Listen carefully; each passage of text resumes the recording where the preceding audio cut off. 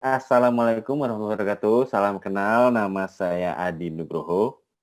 Eee, saya, bisa dibilang itu visual design spesialis, untuk Indonesia. Kebetulan ya sering lah ya kalau untuk case-case training ini mengenai kreatif konten. Nah, saya mau coba kita bareng-bareng nih, eee, kreatif konten kreatif ya, konten kreator itu ada yang kepikiran nggak tuh maksudnya apa?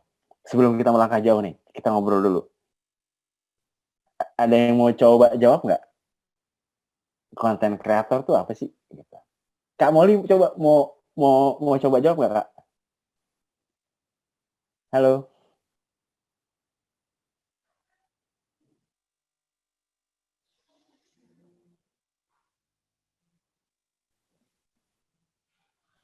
Molly lagi di kamar mandi, Mas. Oh, ini dia nih. Oke, saya coba say hi ke Steffi mana Steffi? Kak Steffi. Hei Kak, Halo, dari mana Kak ya Steffi posisinya? di Boyolali. Oh, halo Boyolali. Wih, saya lagi di Jakarta nih sekarang. Nah, menarik ya. Dengan adanya kayak gini kita bisa apa namanya? Say hi jarak jauh ya. Oke Kak Steffi, kita ngobrol Ya, ngobrol, ngobrol sedikit ya. Kak Steffi kalau ada yang dibayangin nih sama Kak Steffi nih, konten eh, konten kreator itu apa sih? kalau menurut saya aja ya kayak pernah denger aja nih, Nggak mungkin apa-apa. sesuatu yang ingin diekspresikan ke beberapa media atau yang berbentuk seni. Menurut saya sih, saya Nggak pernah apa-apa. denger aja gitu. Oke, thank you Kak. Jadi ini kita tampung ya tadi ya, mengekspresikan sesuatu bentuknya seni itu dalam dalam media gitu. Nah ini kita tampung nih. Ini nggak ada yang benar nggak ada yang salah ya. Ini kita cuma pengen nyamain persepsi doang. Coba ke Kak Dewi Melisa coba. Halo, apakah ada di sana orangnya? Atau oh Tamara apa nih? Oh, lagi problem ya? Sinyal ya? Oke, nggak apa-apa. Di sini siapa aja nih yang available nih? Eh, Kak Kalvina sudah available belum? Apa mau Haryo Aji Saputro? Mas Aji kali manggilnya kali ya. Halo Mas Haryo Aji Saputro.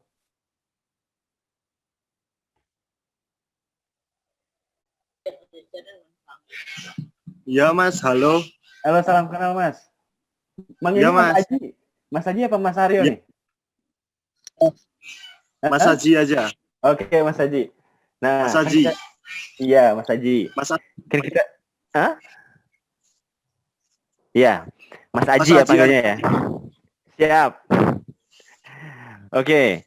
Jadi gini Mas, kan kita sering dengar ya istilah-istilah konten kreator. Kira-kira menurut Mas Aji nih, konten kreator itu apa sih? Kira-kira aja, nggak apa-apa bebas. Terserah. Kalau saya sendiri sih, menurut saya ya Mas, konten Ah, kreator itu seorang yang buat ide, terus dibuat di medianya tuh banyak konten kreator bisa desain ya, gambar, terus desain gambar tuh juga banyak bisa di contohnya kayak di kaos, terus di pamflet, ya, flyer, kalau bisa di videografi, film, periklanan semuanya. oke. Nah, Ke periklanan sih Mas kalau konten kreator menurut saya. oke, masuk, nggak apa-apa. Kita kumpulin dulu semua. Nah, sambil-sambil yang lain. Berarti menarik ya, apa yang tadi teman-teman ekspresikan gitu kan. Jadi gini, saya coba sambil-sambil share ya. Wait, saya coba share.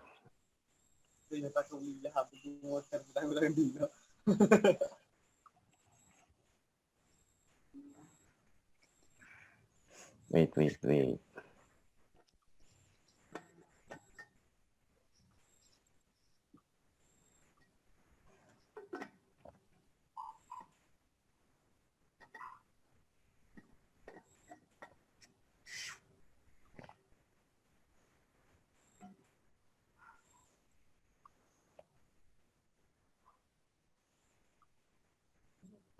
Udah kelihatan belum slide-nya? Udah, Udah, Kak. udah. Udah ya. Oke, saya coba mau mengilustrasikan sedikit ya. Ini kita live aja maksudnya.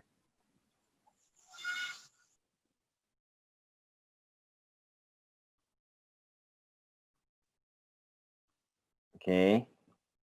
Ini analoginya seperti ini.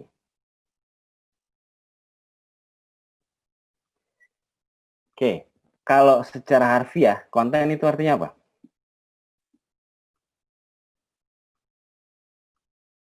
Ini anggaplah suatu apa ya? Suatu benda gitu ya.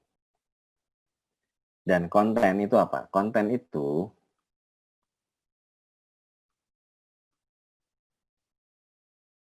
ya. Konten itu maksudnya itu isi. Apakah entah itu isinya untuk contoh gini? Semisal nih kita yang sering ketemu sehari-hari. Kalau malam minggu teman-teman sering jalan-jalan kemana aja kalau di Solo? Kemana? Banyak tempat Kalau ya di Solo ya? Kalau Hah? malam minggu. Kalau Iya, malam minggu. Biasanya ini sebelum corona ya, sebelum COVID ya.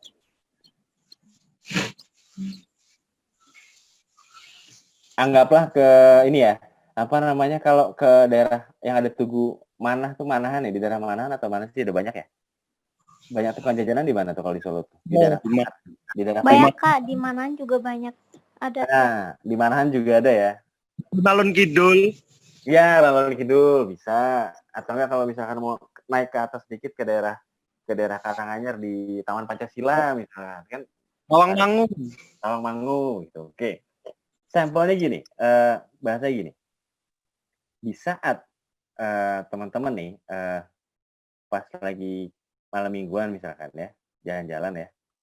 Terus tiba-tiba ketemu tukang sate kelinci. Masih ada nggak sih sekarang di sana?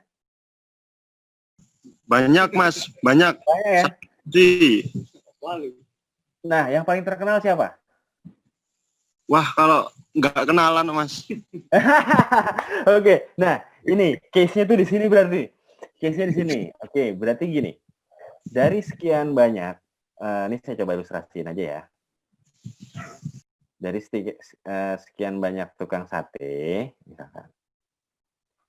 Ternyata tidak memiliki karakter dan ciri khas lah ya. Semuanya sama ya. Bener nggak, Mas? Iya, bener, Mas. Jadi tapi ada juga beberapa misalkan, entah misalkan satenya sate kambing misalkan, sate tongseng atau apa gitu kan. Pak siapa? Biasanya Pak siapa tuh yang terkenal di sana? Kalau sate kambing misalkan. Sate kambing. Pak Iya. Kasdi, Pasar Legi. Pak Kasdi, Pasar Legi. Ya.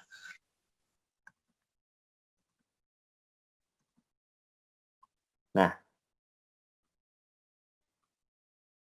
Oke. Oke, anggaplah kita restart aja ya. Maksudnya gini, anggaplah nih dari semua sate kambing banyak gitu di Solo gitu. Tapi ternyata ada salah satu nama misalkan Pak Kasdi Pasar Legi. Nah, andaikan kita semua di-hire, maksudnya gini, diajak sama Pak Kasdi, misalkan nama saya Adi ya, Mas Aji juga, gimana ya Mas caranya sate kambing kita itu apa namanya, penjualannya semakin meningkat. Apa aja sih treatment-treatmentnya, cara-caranya gitu kan. Oke, satu dulu. Nah, otomatis kalau kita perhatikan di sini, barang dagangannya dia apa? Otomatis sate ya. Ada tongseng nggak? Ada. Ada apa lagi biasanya? Nasi goreng kambing. Nasi goreng kambing ada 3. Oke. Berarti di sini ada sate kambing, tongseng, dan nasi goreng kambing. Ya. Oke. Berarti barang dagangannya itu ini. Ya. Ini saya coba samain persepsi dulu. Ini hanya ilustrasi aja.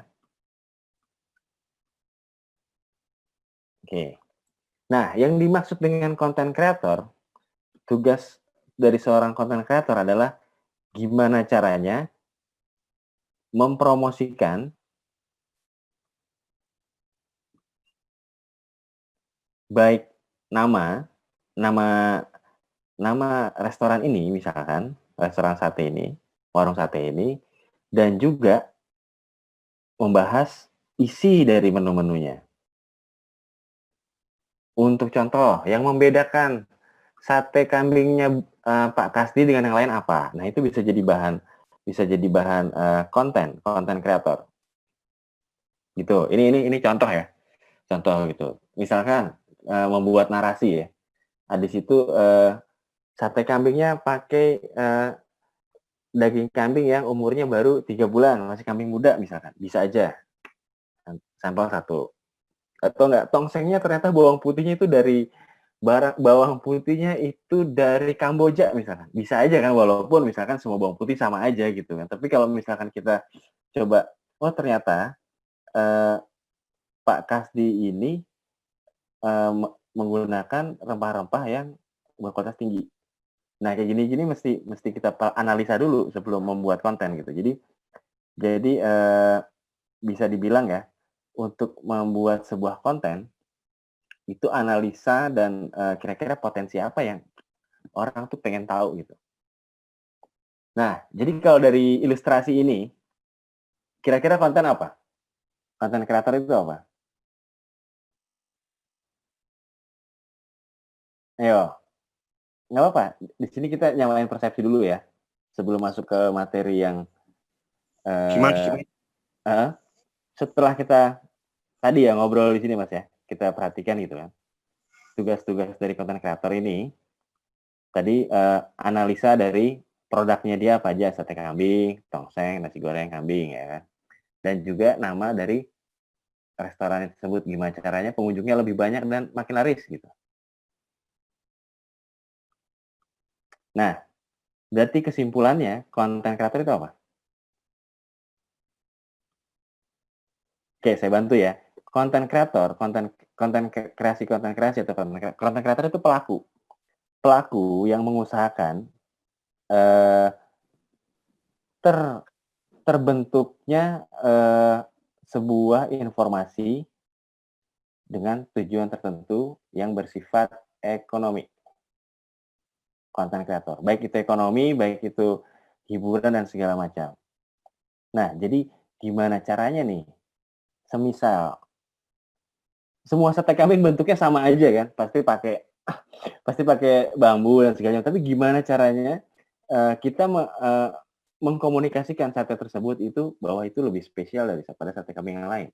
Nah, itu tugas-tugas konten kreator salah satunya. Analisa produk seperti itu. Ya. Oke. Nah, untuk sampai sini dulu, ada yang mau ditanyain nggak? Sebelum saya masuk ke materi yang lebih dalam. Ini kita samain persepsi dulu. Mau tanya dong. Boleh.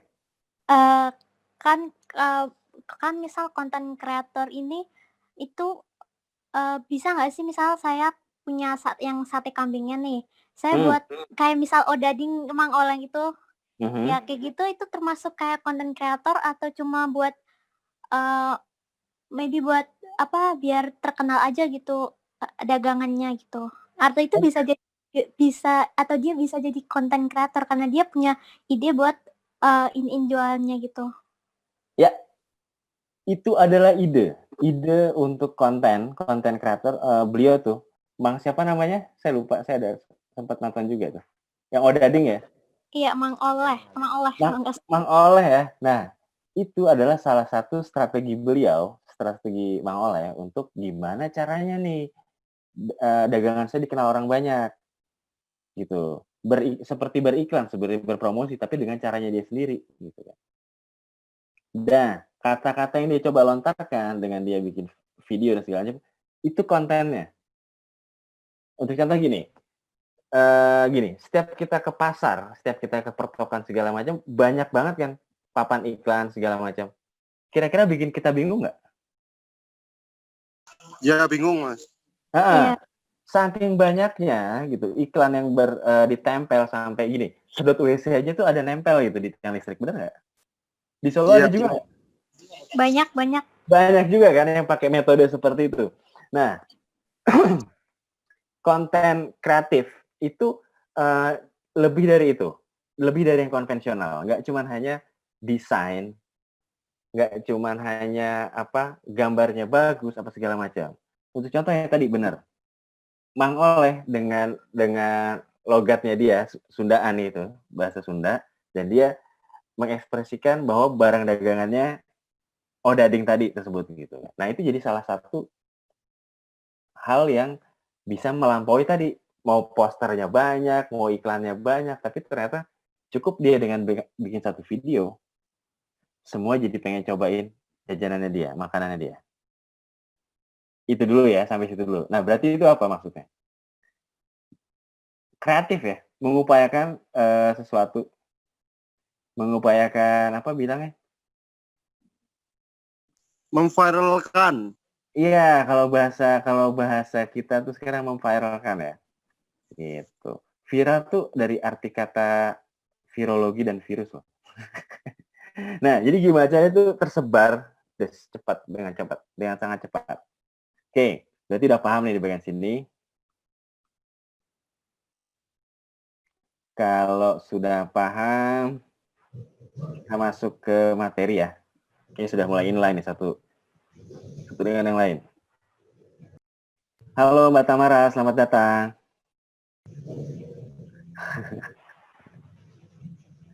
Oke, ada Tianur Alifah juga, ada Ayu, ada Evi Juwaini, Evi. Ya, oke. Wait, saya coba buka filenya.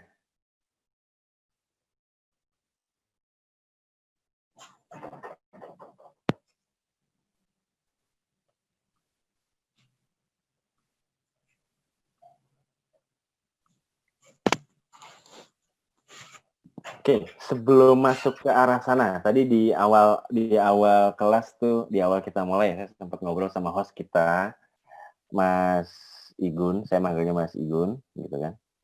Jadi gini, konten kreator itu memiliki 5 semesta. Maksudnya semesta itu apa? Misalkan ada alam raya nih ya, semestanya mereka tuh ada 5, ya kan? Jadi gini, statementnya di sini bahwa pahami ekosistem online atau dunia maya, baik itu yang terhubung dengan akun media sosial kita, berikut email, dan berbagai jenis akun lainnya yang kita pakai atau gunakan lewat internet. Untuk contoh tadi, Mang Oleh, odadingnya, ya. Oke, di sini udah paham berarti semuanya, kita sudah satu vision gitu kan. Next. Oke.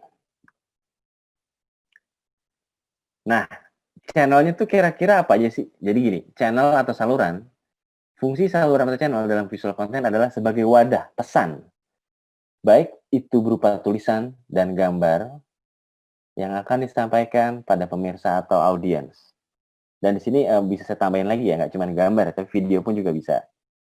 Ini sebagai kanalnya apa aja biasanya? Kalau video kanalnya seringnya di mana? YouTube ya? Oke, kalau di YouTube nih, ada lagi nggak? Instagram bisa video juga nggak? Bisa, Kak. Oke, bisa. Bagaimana dengan Facebook? Bisa. Bisa juga ya? Bisa. Ada yang dengerin lagu koplo siapa tuh? Bisa. Bisa ya? Oke. Nah, bagaimana dengan medianya di sini? Pengertian nih, saya coba kita bahas satu persatu dulu ya. Media, pengertian media itu dari kata bahasa Latin itu artinya medius atau secara harfiah artinya itu tengah atau perantara. Pahami dulu ya. Jadi kalau misalkan kita sering banget nih dengar obrolan, apa-apa sosial media. Bentar-bentar kita dengar sosial media dan sosial media gitu. Maksudnya itu apa sih sosial media? Kalau kita pecah bahasa tersebut, media itu adalah dalam bahasa Latin ya medius yang harfiahnya berarti tengah, perantara atau sebagai pengantar. Maksudnya pengantar tuh pengantar apa? Pengantar pesan nggak? Mungkin nggak kalau saya bilang pengantar pesan? Pengantar pesan. Iya, pengantar pesan ya. Oke. Iya. Ada selain itu ada lagi nggak pengantar apa lagi? Gini, nggak cuma pesan ya. Kadang kalau kita nonton YouTube, kalian ada yang suka nonton apa kalau YouTube? Saya pengen tahu. Kalau saya hobi suka nonton masakan. Oh, nonton podcast, Mas? Iya. Nah, update keren nih. Podcastnya siapa, Mas? Favoritnya? Kobuser, Uus. Oh, ya, yang tatonya banyak ya? Iya. Oke, berarti ini ya pemuda tersesat ya kita semua di sini.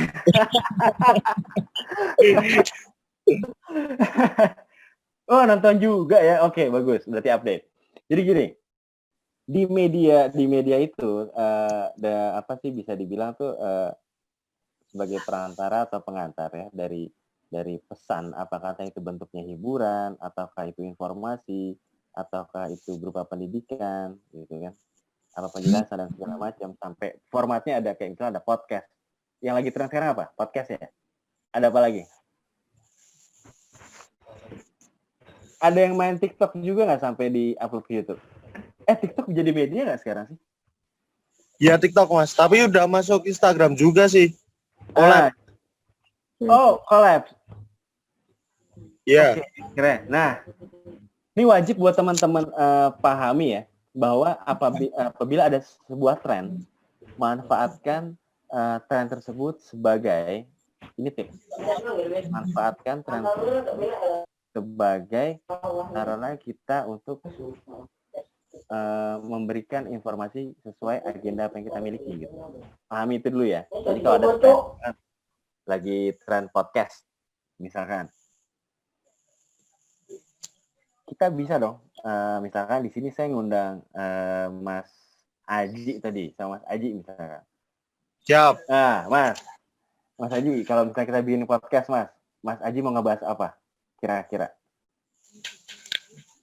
Bahas tentang perdesainan duniawi. Atau apa? Yang dikemas lebih menarik lagi, lebih modern lagi. Enggak cuman baliho aja. Lebih memaksimalkan sosial media mungkin, Mas. Oke, maksimal sosial media. Oke, sampai sini dulu ya. Berarti tadi soal desain segala macam ya. Nah, kalau saya coba mau coba tarik mundur sebelum kita masuk ke kata sosial. Di antara kita itu perlu berkomunikasi nggak sih? Perlu dong. Nah, komunikasi itu prosedurnya apa? Harus ada 2 atau 3 orang atau lebih ya. Kalau sendiri itu kategori komunikasi nggak? Ngomong ke diri sendiri. Deleming, Mas. Ya, kalau ngomong ke diri sendiri itu mungkin bukan kategori komunikasi. Komunikasi itu adalah penyampaian sebuah informasi untuk 2 orang atau lebih ya. Pahami dulu itu ya. Siap. Oke. Nah, ini menarik nih. Nah, sekarang saya mau coba say hi dulu. Di sini sebentar. Namanya kemana sih? Saya mau coba lihat. Sebentar. Kok namanya pada nggak ada ya? Cara nampilnya gimana ya? Biar kelihatan nama-namanya.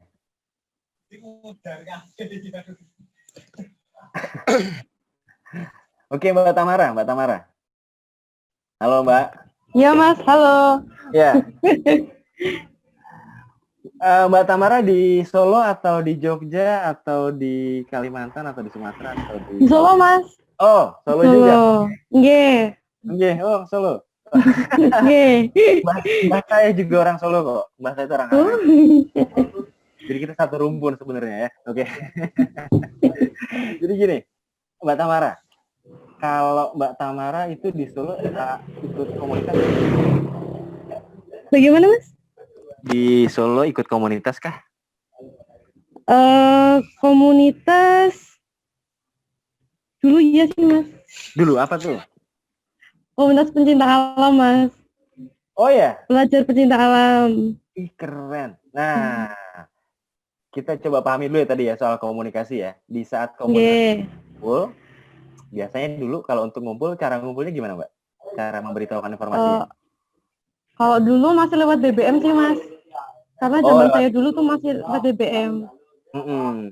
Broadcast BBM.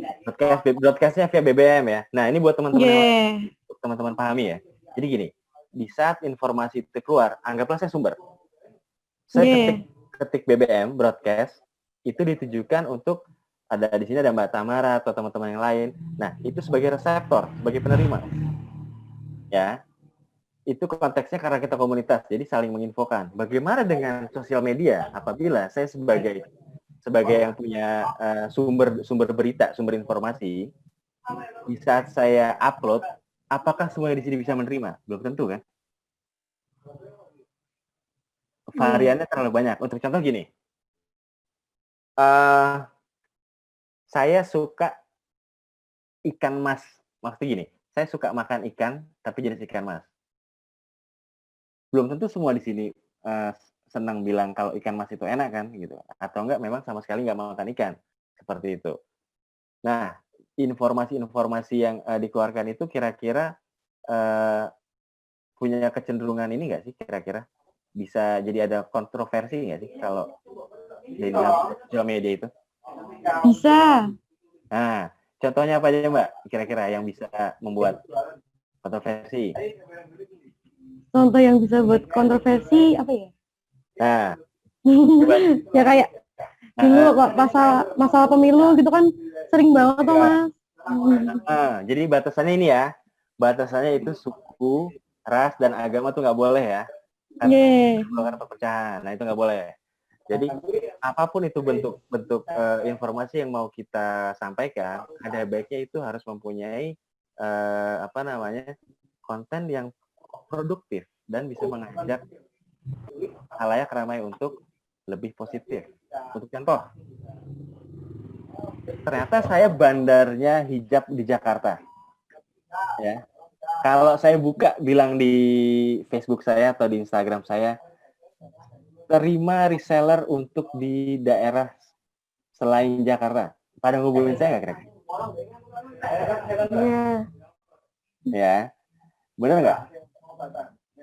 Saya bikin postingan seperti itu aja. Terima reseller untuk di luar Jakarta. Berarti untuk luar Jakarta masuk daerah mana aja masuk dong? Iya. Nah, informasi tersebut harus saya viralkan nggak? Harus. Kenapa harusnya?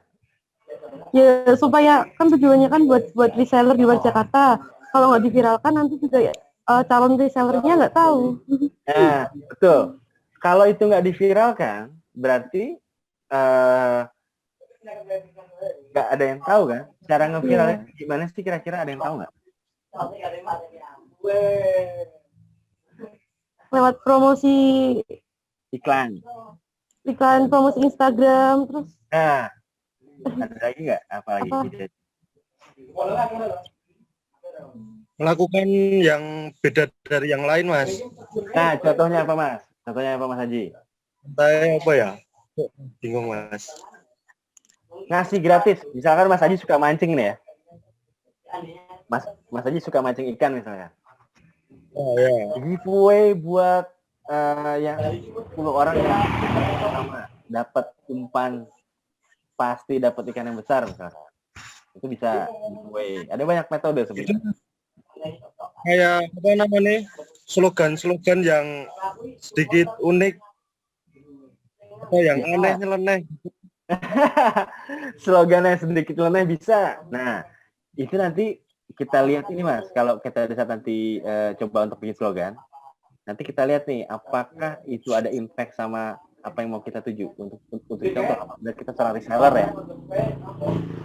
Kita bikin slogan nih. Ada efeknya nggak ke daya beli, maksudnya daya jual dari produk kita yang kita jualin. Kira-kira slogan, kira-kira apa yang paling pas? Semisal tadi saya jualan sate gitu. Coba. Ini random aja ya. Siapa yang punya ide nggak apa-apa, bebas.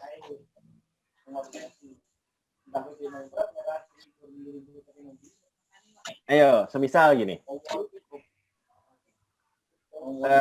Semisal nih kita semua kebetulan kan ya. Saya baru buka sate kambing. Kalau saya bilang gini jualannya, sayang teman. Maksudnya, kalian harus sayang teman kan, jadi belanjanya satenya itu ke saya aja. Itu kan bisa. Hah? Sayang semuanya. Hah? Nah, sayang semuanya misalkan. Atau enggak, nah, slogan-slogan itu pun bisa menjadi salah satu daya tarik tersendiri untuk menjual dagangan. Untuk contoh kayak tadi si Bang Oleh kan dan segala macam itu. Caranya seperti itu beliau. Oke. Berarti sudah paham ya di bagian ini ya, media ya. Berarti media tadi itu sebagai perantara dari komunikasi apa yang mau kita sampaikan, informasi. Oke, next.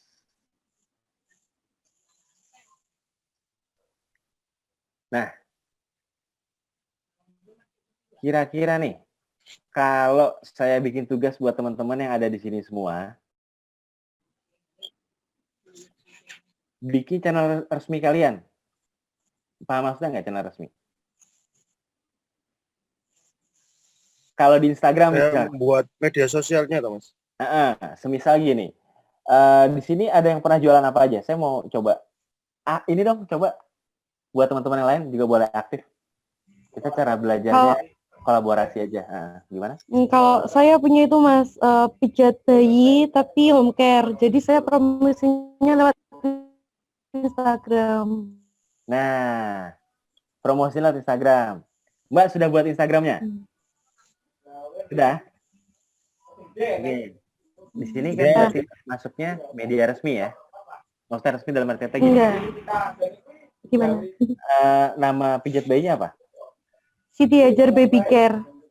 Siti Hajar Baby Care. Baby Care. Siti Hajar Baby Care. Nah, di Instagram itu, kita ambil contoh Instagram. Kalau misalkan official, suka ada tanda warna biru nggak? Tanda warna biru di atas, bahwa sudah verified. Belum. Belum deh, Mas. Kalau kita lihat influencer, artis-artis gitu, suka itu ada. Ada tanda biru kan? Itu apa tuh, Mas? Nah, itu verify. Berarti akun itu adalah akun orangnya benar. Oh, itu yang ngasih itu siapa, Mas? Instagram. Jadi kita... Oh, Instagramnya, bukan kita sendiri. Iya, kita mengajukan, nanti KTP bolak-balik di foto, nanti mereka. Jadi verifikasi tuh sama mereka. Apakah ini benar-benar punyanya Mbak ini, apa Mbak itu, gitu. Atau Mas ini, atau Mas itu, gitu. Nah, itu penting. Media resmi. Di saat tadi pijat bayinya Mbak itu, sudah dapat stempel dari Instagram misalkan ya, akun resminya ya, verify, itu bisa meyakinkan banyak orang nggak bahwa wah ini serius nih, usaha serius nih, terpercaya. Bisa itu. Bisa kan? Pernah nggak? Iya, soalnya. Pernah. Apa soalnya Mas? Soalnya udah ada centang birunya. Untuk contoh gini, Mas misalkan pengen naik bis dari Solo ke Jakarta, yang dinaik biasanya naik pesan bisnya apa? Sebelum ke Jakarta. Nah, senang naik kereta, naik pesawat, atau naik bis?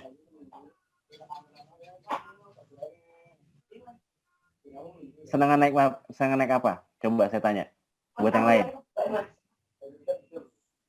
Coba Mbak, ayo Mbak. Tergantung sih Kak, Nah, tergantung apanya? duitnya. Nah, oke, serah tergantung duitnya ya. Semisal saya tawarin, Mbak, ke Jakarta gratis. Ada tapinya, tapi saya boncengin naik motor, mau nggak? Enggak deh. Nah, kenapa Mbak nggak mau? Berarti kan itu ada rasa nggak percaya, wah masa dari Solo ke Jakarta naik motor. Apa bahasa Jawanya boyokku remuk ya. Gitu kan, pegal pasti gitu kan. Nah, itu apa namanya? Di saat kita misalkan nih ya, kayak tadi itu ada bis, ada kereta, atau ada pesawat. Pernah nggak teman-teman tuh terpikir misalkan, wah kayaknya kalau naik pesawat aku takut pesawatnya jatuh. Atau nggak misalkan naik bis nih, wah aku takut ya kalau naik bis tuh apa namanya sampainya lebih lama gitu.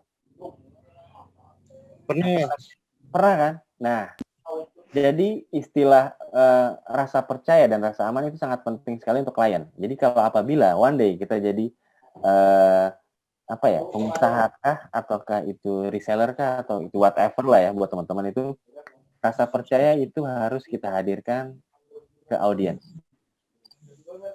Paham ya sampai di sini ya? Siap Mas, paham. Oke, paham. Oke, berarti rasa percaya itu penting di garis bawahi. Kalau mau dicatat monggo, kalau enggak juga nggak apa-apa. Yang penting tercatat dalam hati. Oke. Lanjut ke media promosi. Nah, media promosi saluran atau media yang berfungsi fokus utama adalah menarik perhatian calon konsumen. Menarik perhatian calon konsumen. Maksudnya itu gimana Mas Adi?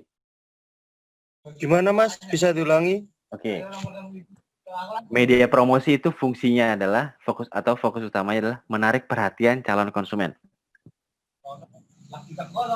Oke. Contoh selain yang lagi viral sekarang ya, Mang Oleh gitu, tentang odadingnya gitu. Ada nggak contoh yang lain tentang promosi kepentingan tersebut bisa menjadi menarik perhatian calon konsumen?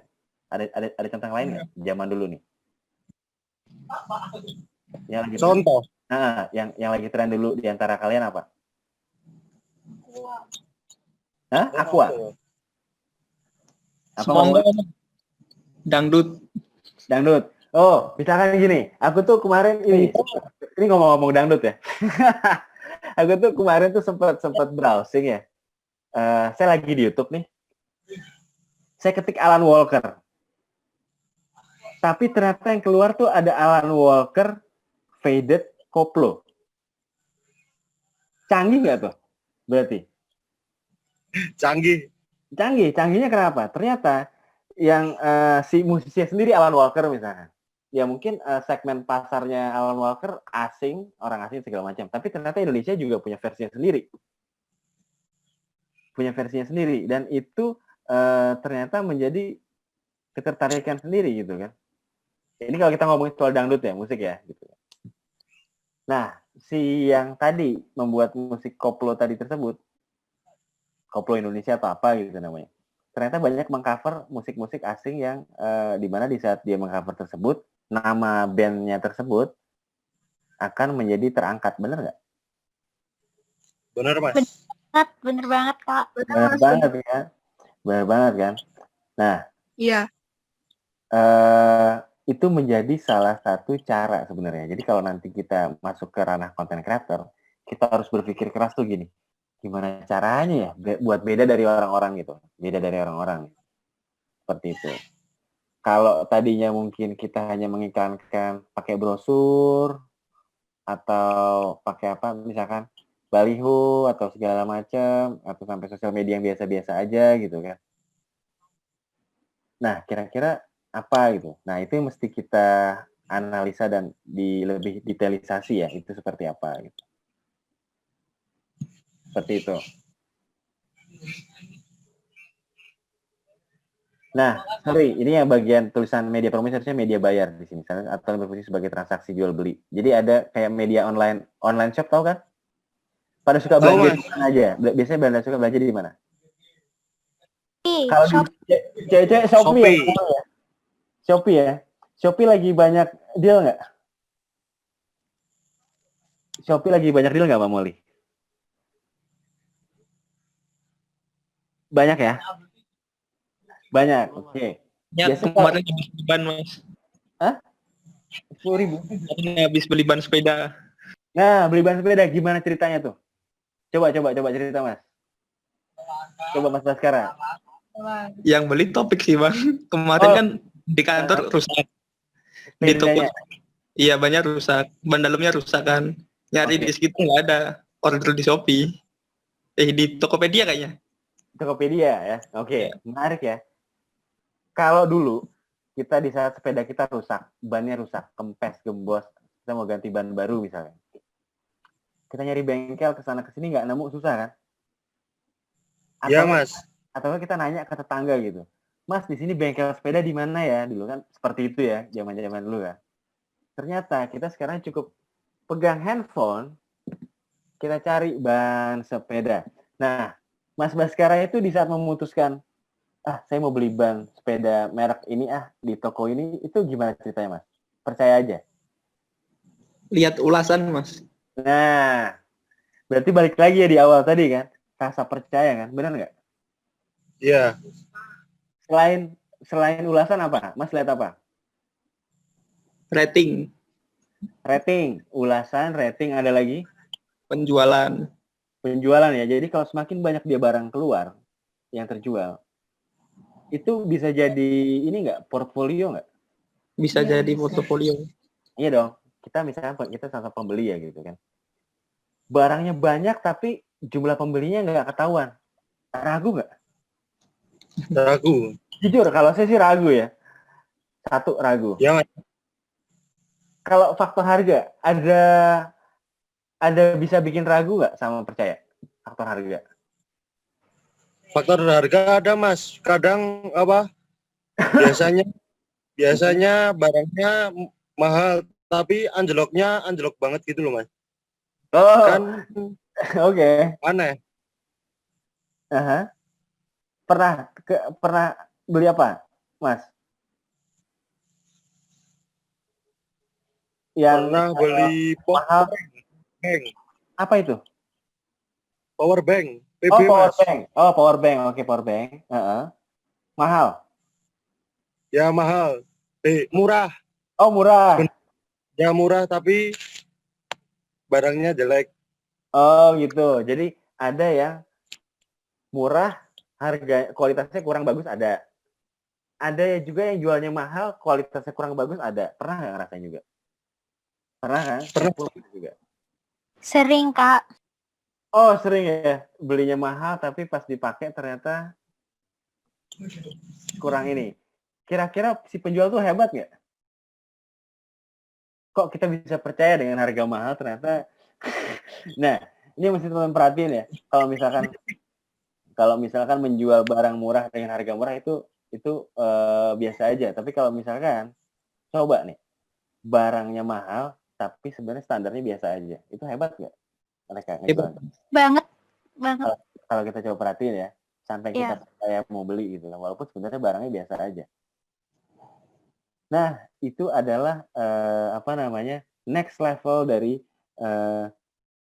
content creator gitu. Di saat sebenarnya barangnya biasa aja gitu. Tapi di saat ada poin-poin cara meyakinkan klien, meyakinkan customer itu lebih meyakinkan. Nah, itu harga bisa dengan sendirinya pantasnya segini loh. Seperti itu. Nah, saya mau nanya yang tadi Mbak yang punya usaha pijat bayi, Mbak. Nah, oke. Kompetitornya banyak nggak di Solo yang pijat bayi? Alhamdulillah lumayan, Mas. Lumayan banyak, kompetisi banyak. Oh, Mas, banyak banget. Tapi kebanyakan saingannya offline, Mas, kalau di Solo. Offline ya? Offline ya. Sama kalau yang buat pesaing itu kayak kan dari jurusan gitu loh, Mas. Jadi kan ada beberapa tenaga medis yang ambil di Bijak Bayi juga. Nah, Oh, I see. gitu. Oke. Jadi kayak kan kalau saya kan dari fisioterapi, terus ada Ah, yang dari bidan gitu loh Mas. Nah iya. terkadang tuh kalau kalau saya kayak ditanya konsultasi tentang bab-bab kayak apa ya kayak kesehatan anak itu kan saya nggak tahu, jadi lebih Nah, marah ke bidan. Tapi kalau pijat itu kan ke saya, jadi kayak ya ada gitulah Mas. Gimana ya? nah, tapi kalau untuk bidan, kalau saya boleh nanya ke Mbak nih, itu kira-kira kompetitor bukan? Hmm, Bidan sebagai kompetitor apa sebagai mitra? Sebaiknya. oh sebaiknya sih mitra Mas. Nah, kalau misalkan nih, tadi apa baby care tadi ya, Mbak Mbak Mm-mm. tadi itu ternyata Mbak punya saudara atau punya temannya ibu atau teman siapa gitu yang memang bergerak di bidan dan mereka nanti itu bidan-bidan tersebut sebagai tokoh di dalam baby care tadi itu. Jadi kalau ada yang berhubungan kesehatan, konsultasinya ke mereka, ya dong. Pak maksudnya nggak? Jadi Mungkin nggak? mungkin sih Mas, tapi kalau agak susah sih. Jadi Nah, ada kayak seperti permasalahan apa tuh? internal. Nggak apa sharing aja. Jadi kayak sebenarnya Mas kayak ya malah ada persaing kayak ada yang persaingan sehat ada yang nggak sehat gitu loh Mas. Jadi ada yang sing malah ngece aja Oh lagi ya, gitu. oh gitu. Jadi persaingan. Nah, jadi caranya gini Mbak. Ada bisa yang via kolaborasi, Nggih. uh, usaha. Ada juga yang misalkan kayak Mbak sudah mulai di lewat dunia sosial media. Berarti target marketnya Mbak ibu-ibu muda yang umur berapa kira-kira? Berarti targetnya ibu-ibu muda yang punya bayi ya, umur Iya Mas. 30-an ke bawah lah ya, 25 30 ke bawah ya. bener ya, gitu kan. Soalnya kalau Nggih. udah 50 ke atas, itu nggak ngelihat, Enggak, paling mentok ngeliat Facebook, ngeliat teman-teman Iya, reunian gitu. Bener nggak? Nah, bener. nah itu sebenarnya sebagai salah satu apa namanya peluang.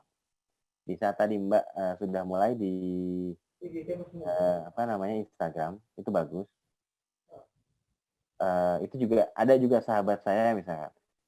Beliau itu mahasiswa dari ITS Surabaya.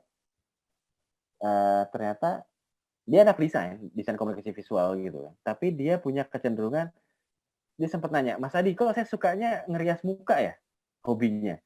Namanya Mas Ilham. Ya udah Mas Ilham, kalau memang Mas Ilham sukanya ngerias muka, Mas Ilham merintis itu.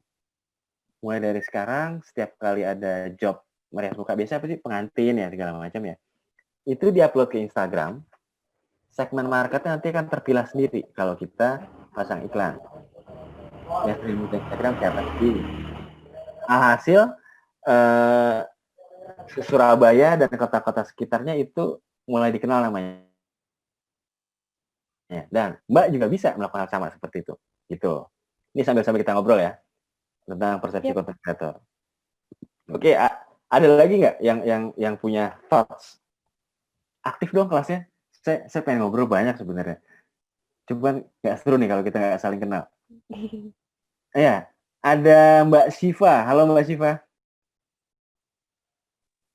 Hai Mas, Halo Mbak Siva dari Solo juga. dari aslinya Pati tapi kuliahnya di Solo. Oh, kuliah di mana Mbak? UNS. Kuliah di bukan Di mana? Di mana? Yayen Mas, Ih, Yayen. keren. Nah, saya nanya sama Mbak Siva ya. Ya, Selama kuliah nih, sempat nyari, sempat iseng-iseng nggak? Apa namanya? Wah, buat tambahan nih, dagang ini, dagang itu. Pernah kepikiran nggak, Mbak? pernah malah udah pernah Oh, udah ini jalan? sih Mas bikin apa ya? Kayak bisnis di Instagram collab sama temen gitu. Oke, that's nice gitu. Apa tuh produknya? Coba sharing ke kita. Sambil latihan how to promote your stuff. I wanna know. Eh, barang-barang pre-love sama thrift shop gitu kayak gitu. Oke, barang-barang pre-love. Iya, Misalkan apa? Ada t-shirt, Iya, Ada ada t-shirt, ada tas, sepatu, kacamata, dan lain-lain lah. berarti kalau saya ada barang pre-love saya bisa ngejualin ke Mbak dong, jual titip. Iya, bisa. Bisa. Nah, info tuh ya buat teman-teman yang lain ya, misalkan misalkan nih ada mobil nggak kepake gitu kan. Ya udah mobilnya Iya. dijual titip ke Mbak Siva di sini. Bener nggak? Bisa aja kan? Tapi ini baru vakum, Mas. Soalnya semester ini banyak banget tugas. Oh gitu. Iya. Tapi pembelinya lumayan banyak. Nggak terlalu banyak sih, Mas. Soalnya kan baru beberapa bulan gitu. Terus Oh, produknya tuh juga belum terlalu banyak. Karena tuh cuma iseng-iseng gitu banyak barang yang nggak kepake. Terus daripada mubazir kan di-upload aja gitu ya. iseng. Nah, ternyata sambutan dari teman-teman yang lain pun juga mau ikutan jualan ya gitu kan. Itu boleh deh sekalian gitu kan. Oke, paham. Keren Mbak Siva. Kalau tadi Mbak Stevi udah, Mbak Sarah mana Mbak Sarah? Halo Mbak Sarah.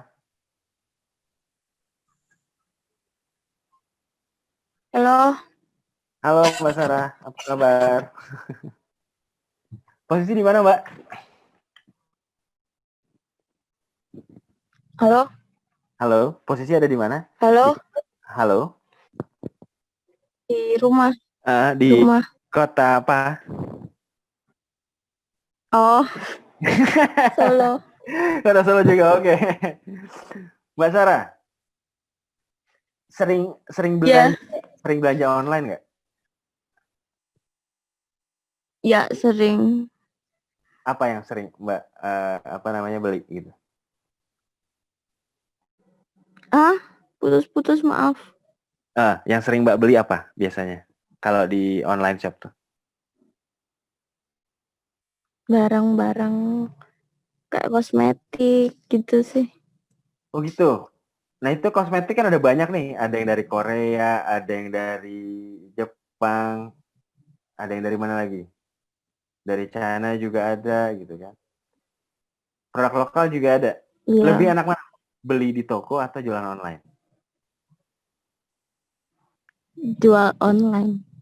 Lebih enak beli di toko apa lewat online? Lebih enak lewat online ya. Enaknya kenapa Mbak? Soalnya Lebih ring. nggak usah keluar rumah sih. Iya, lebih simpel aja. Nah, itu pun juga berlaku juga buat kita nanti ya. Sebagai misalkan nanti ke depan kita jadi berbisnis via online gitu kan. Yang kita pasti pahami bahwa klien kita itu senangnya hanya di rumah, buka handphone, dan wah ini ada yang bagus nih, cocok buat kita. Nah, tantangannya adalah, ya, di saat kita buka Instagram nih misalkan, yang paling sering kita buka lah buat anak sekarang. Itu posting tumpukannya banyak nggak?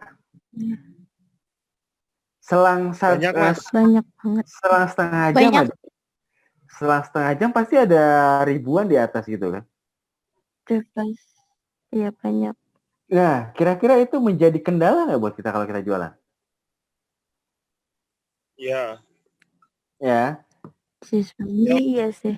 Oh, kendala banget kalau misalkan nih kita mau jualan tadi lipstick ya, misalkan kita mau jualan lipstick gitu. Saya postingnya itu ternyata pagi, jam 7 pagi gitu saya posting. Kan kalau orang zaman dulu bilang kan, ayo pagi-pagi biar rezekinya nggak dimakan ayam atau apa gitu. Iya kan? Oke, sekarang saya postingnya pagi-pagi.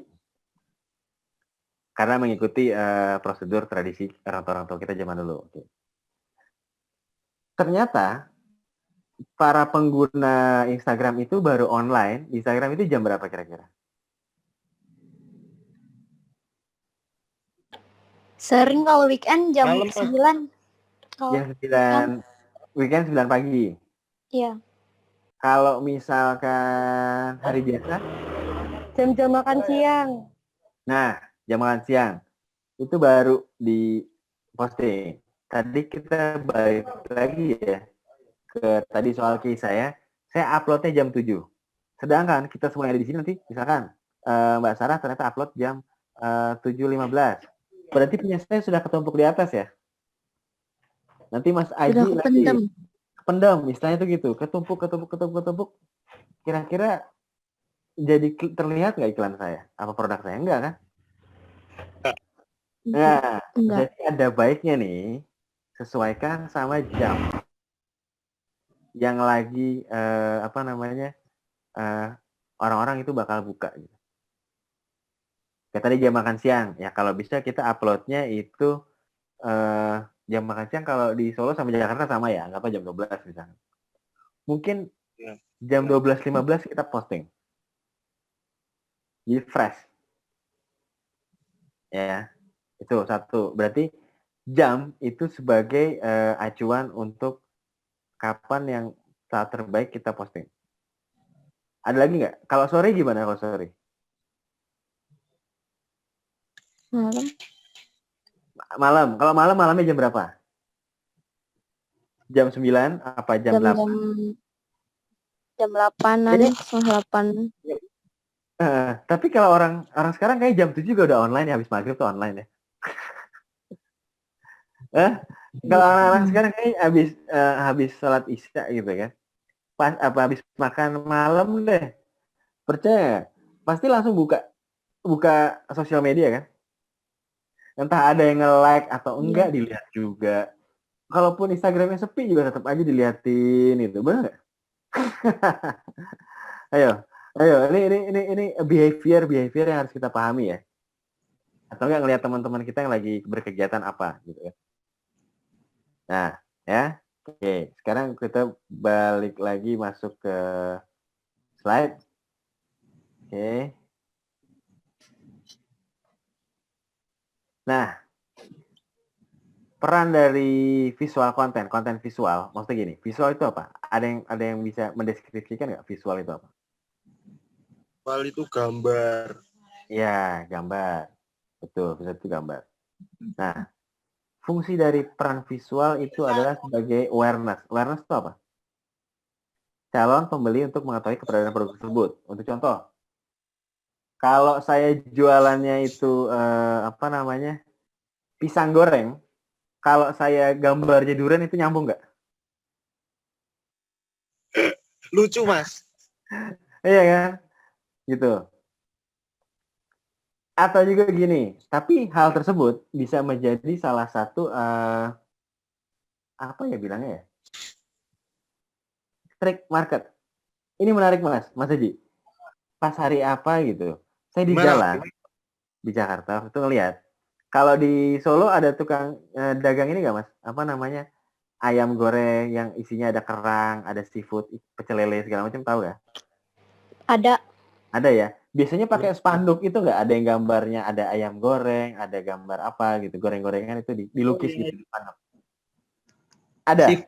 Seafood ya banyak. Seafood ada. Ya. Iya. Nah, ternyata kemarin lalu itu saya ngeliat di pinggir jalan, saya pikir seafood.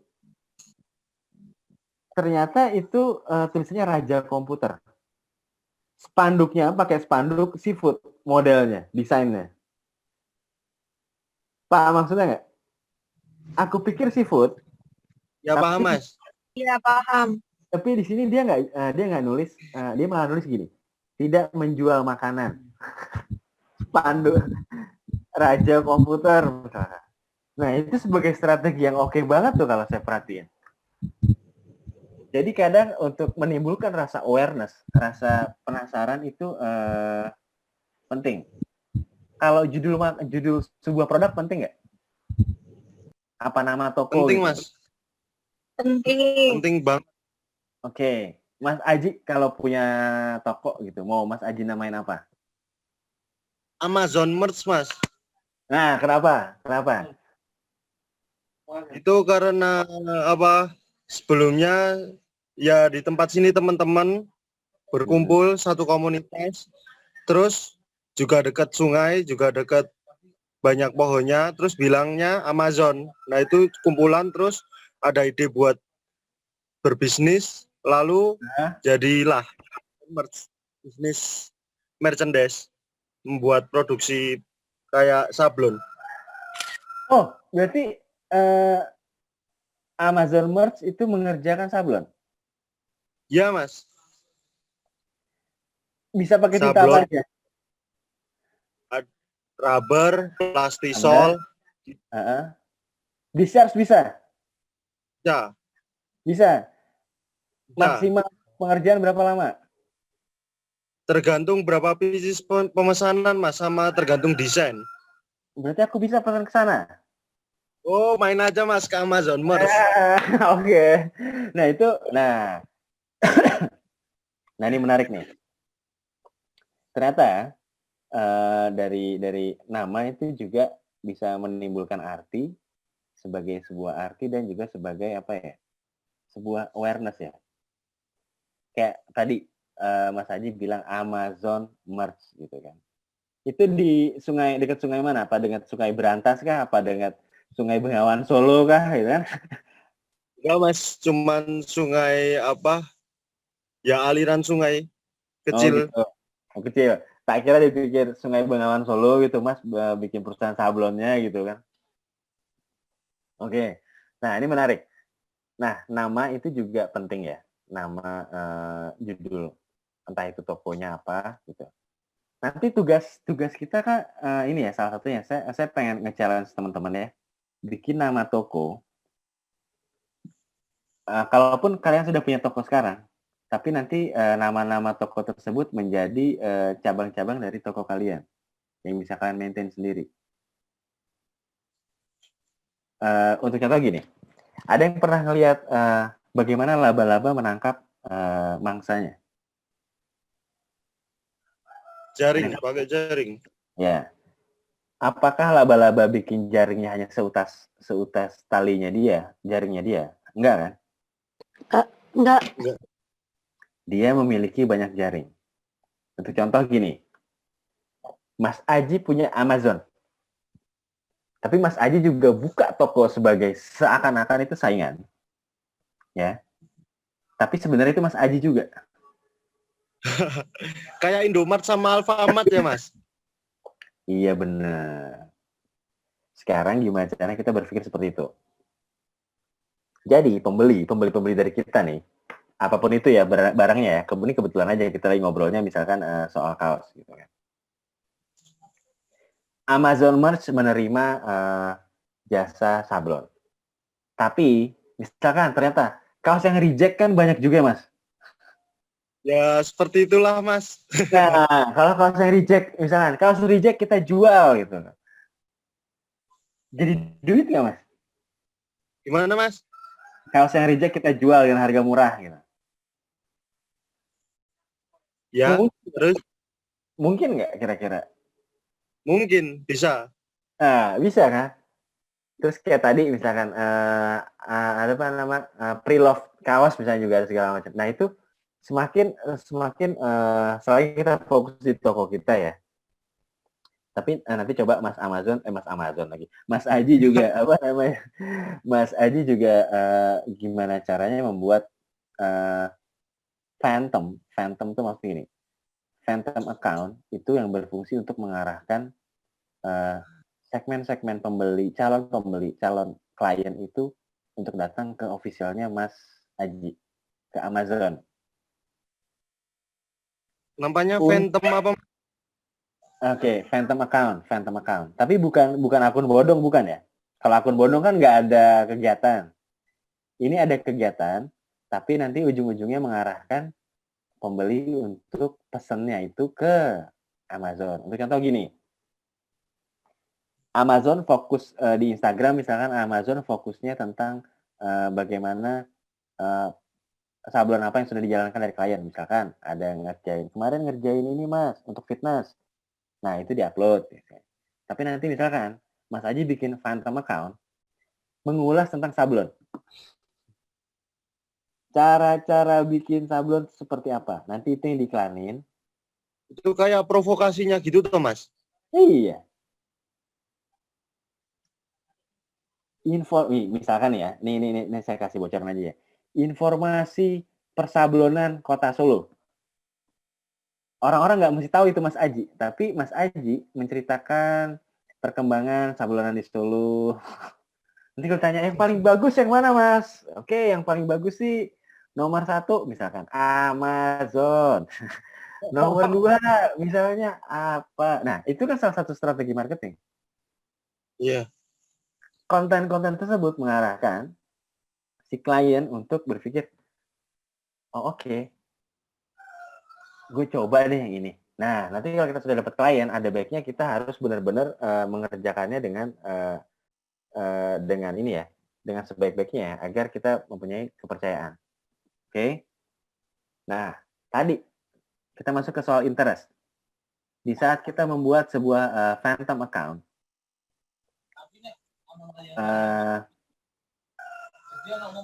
pasti itu fokus ke interest ya. Interest apa sih bahasa Indonesianya?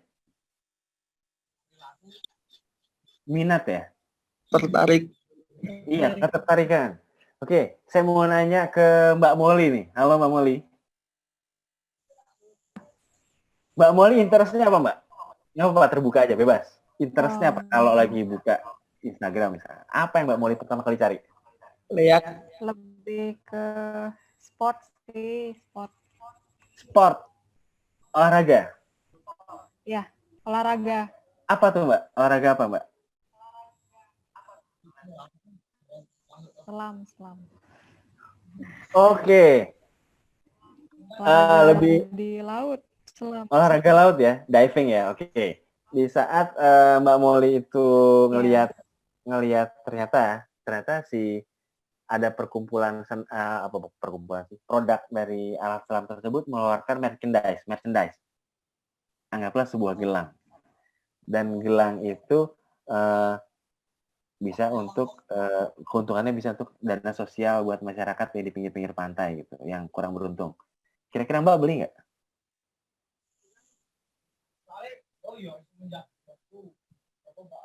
Nah, kira-kira beli nggak Mbak? Kira-kira Mbak? Nah, kemungkinan besar apabila kita Saya beli.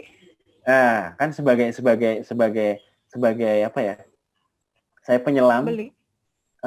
Saya penyelam Halo. dan ya halo. Nah, tadi sempat hang ya.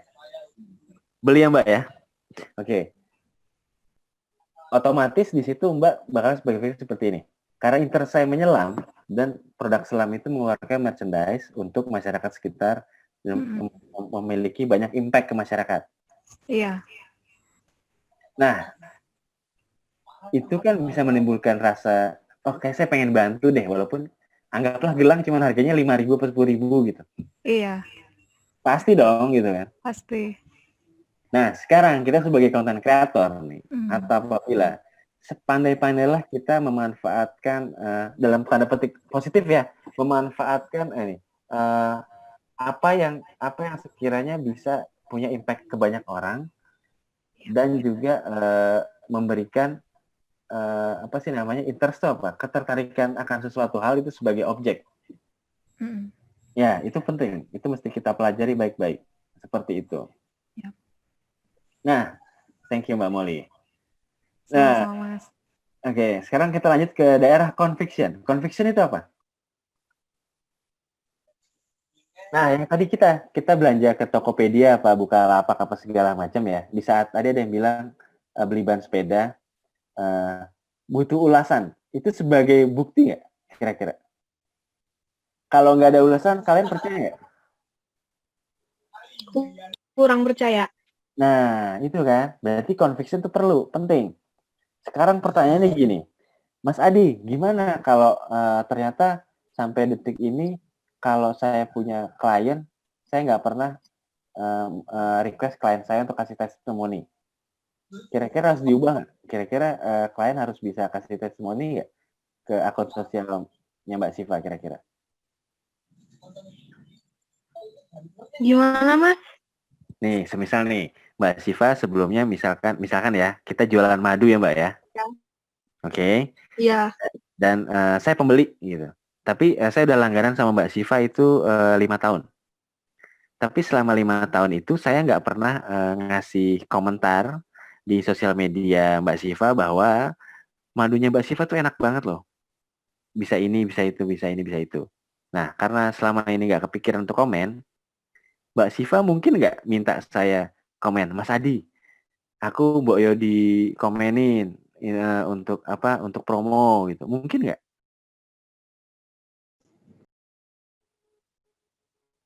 Halo?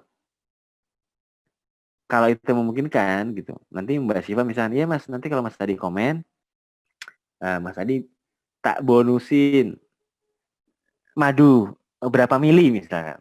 Nah, itu bisa jadi bargain kan, bisa jadi bargain. Dan itu di saat conviction, di saat ada orang lain mau membeli produk, ternyata di situ terlihat ada komen positif gitu kan, di komen-komen entah itu kita di Tokopedia kah, atau Bukalapak kah, atau apakah itu nanti jualan ke Instagram kah.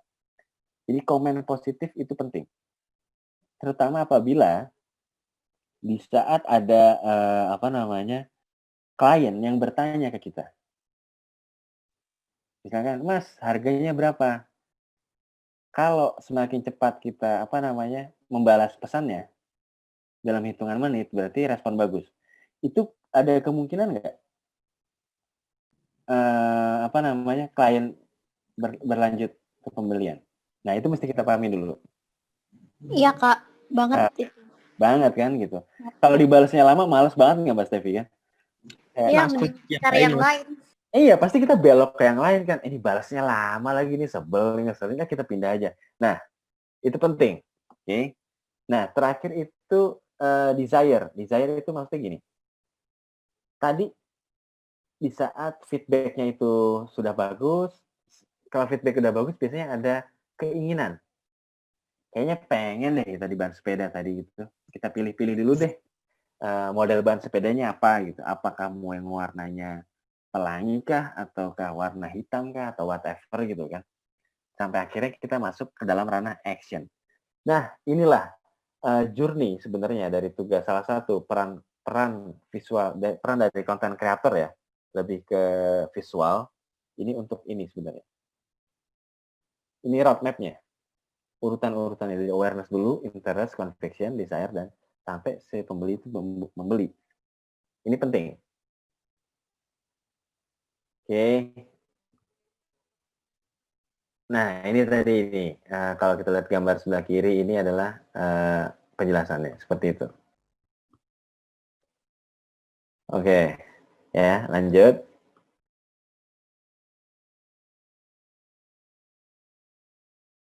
Nah,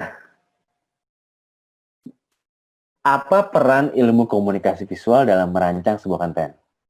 Jawabannya adalah kita dapat memetakan dan memaksimalkan dalam menyampaikan pesan dengan pola komunikasi yang efektif dan efisien pada audiens.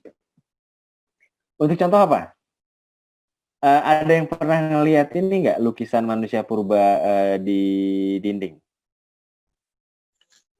Pernah, Mas. pernah lihat ya? Pernah. Oke, ada yang pernah lihat. Di Sangiran Oke, good. juga itu. Di Sangiran ada ya? Ada. Nah, pertanyaan saya sekarang begini. Kira-kira ya, manusia zaman dulu ya, manusia prasejarah yang kita bilang sekarang prasejarah. Kira-kira itu udah mengenal bahasa belum? Udah. Kurang tahu ya. Kalau begini, asal mula sejarah kan di saat sudah mengenal tulisan, di saat mereka sudah bisa menulis dan mencatatkan. Itu sejarah. Ya, benar Mas. Prasejarah itu di mana kita belum bisa nulis, ya. Tapi bisa jadi kita sudah bisa ngobrol satu dengan yang lain, dengan satu komunitas, tapi komunitas kecil. Untuk contoh, saya di Jakarta, anggaplah ini ya, anggaplah binatangnya namanya misalkan apa ya, yang sering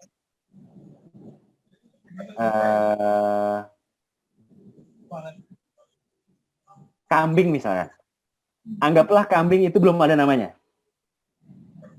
Ya, anggaplah ya, ini kita dari Jakarta, Solo, Surabaya, Bali misalnya. Kita dengan komunitas yang berbeda gitu. Cara saya menyampaikan dengan Mbak Molly yang ada di Bali, menggambarkan, Mbak, saya ada binatang ternak nih. Tapi saya nggak tahu namanya apa.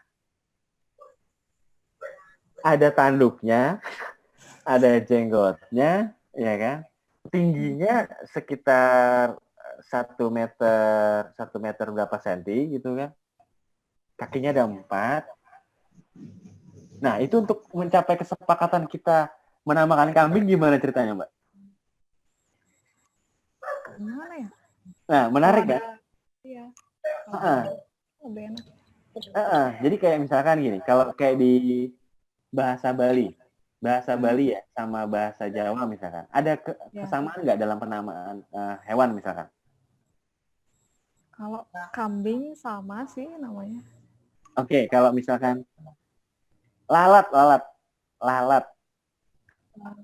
Lalat kalau di Bali tuh nying namanya. Nah, kalau di Bali jingjing namanya ya. Ya, Karena bisa jadi masyarakat Bali pada saat itu kan lalat kan kalau di kuping bunyi kan. iya. Nah, kalau di Solo apa? Laler. Lalat. Laler. Laler ya. Oke. Kalau di Iya. Bali jingjing. Suara Anggaplah nih ya, kita terpisah di benua yang berbeda dan segala macam, kita ngomongin laler. Bahasa apa yang paling pas di saat kita ngomong? Teman-teman di Bali bilang, oh itu jingjing, gitu. Kalau di Solo dan sekitarnya, oh itu laler. Tapi kita nggak bisa mengasih lihat itu benda, ya asal kita gambar kan, bener nggak? Iya, iya. Wah, Nah, Oh, bisa bener. jadi manusia prasejarah pada saat itu, hewan-hewan yang digambarkan itu sebagai gini, ini boleh dimakan, ini enggak. Kalau ketemu ular, gambarnya ular gitu. Itu apa? Apakah harus menghindar? Apakah harus diapain gitu? Nah, itu visual komunikasi visual. Jadi di saat kita belum ada kesepakatan satu kata yang pas gitu kan. Kalau bahasa Indonesia akhirnya lalat ya. Tadi ya. Iya. Laler, nying, nyamuk. Iya. lalat gitu ya. Oke, gitu. Oke, sudah paham sekarang? Oke. Berarti jawabannya adalah kita dengan komunikasi visual memetakan, nah kayak tadi kan, di daerah Bali itu apa, Solo itu apa, nanti di Surabaya atau kalau di Amerika misalnya bilangnya lalat itu flies, misalnya. Seperti itu. Nah itu beda lagi cara penyebutannya. Gitu. Oke, next. Nah, sekarang saya mau coba bahas nih sedikit elemen-elemen dalam komunikasi visual. Ada yang pernah tahu nggak elemen-elemen itu apa sih komunikasi visual misalnya? Oke, langsung aja ya. Source. Nah, ini tadi kita bahas nih. Kalau dari elemennya itu sebagai sumbernya, saya bacain ya. Sumber informasi adalah urutan atau runutan awal pesan yang akan sudah disampaikan kepada penerima pesan. Sumber informasi akan menjadi sangat kredibel apabila pesan tersebut dilakukan oleh orang yang berkompeten di bidang yang diutarakan. Untuk contoh, saya bukan penyelam, tapi saya cerita tentang penyelam. Kira-kira Mbak percaya nggak? Bukti-bukti saya nggak pernah foto di laut pun saya nggak pernah. Kurang percaya. Kurang percaya ya. Tergantung Nah, isi ceritanya gimana. iya, gitu. Source itu penting. Oke. Nah, sender. Sender itu bersifat pengirim ya. Itu bersifat sebagai penyebar dan pemancar dalam meneruskan sebuah pesan kepada penerima pesan. Nah, biasanya nih, kalau di masyarakat kita nih, ada yang lihat suka gosip nggak? Nah, sender. Ada dong. Nah, sender itu pun dalam ilmu komunikasi ya, itu pun juga ada posisinya. Tukang gosip pun ada posisinya di sini. Untuk contoh gini, kalau kita amati ya, proses dari gosip. Proses dari gosip itu kira-kira apa? Katanya. Nah, clue-nya satu, katanya. Ada lagi nggak? Clue-nya ya, clue-nya nih. Ini kita ngobrol soal linguistik sekarang. Kayaknya. Katanya, kayaknya. Tahu nggak sih? Tahu nggak sih? Coba tiga kata ini, kata-kata yang sering dipakai orang gosip, coba kalian tulis. Itu nanti akan kita pakai untuk bikin konten kreatif nanti. Ayo, ada lagi nggak yang bahasa tukang gosip sering pakai nih? Tahu nggak sih katanya? Dengar-dengar. Jilat. Dengar-dengar.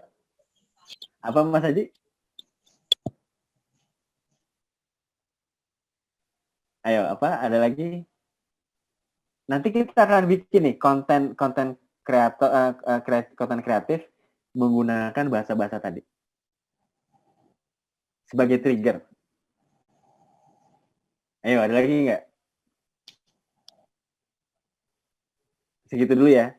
Ada berapa tadi berarti? Ada apa aja sih tadi? Katanya. 4. Kayak Dengar-dengar. Terus ada lagi? Tahu nggak sih? Tahu nggak sih? Nah, udah ada 4 ya. Kita tulis itu dulu. Kita simpan. Oke. Next.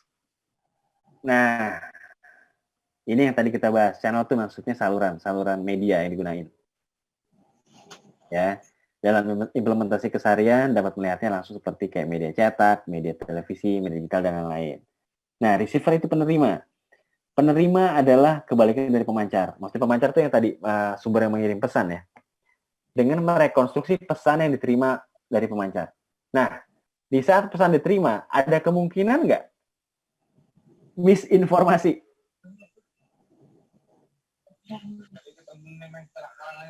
Kemungkinannya besar nggak? Iya. Soalnya ini menarik.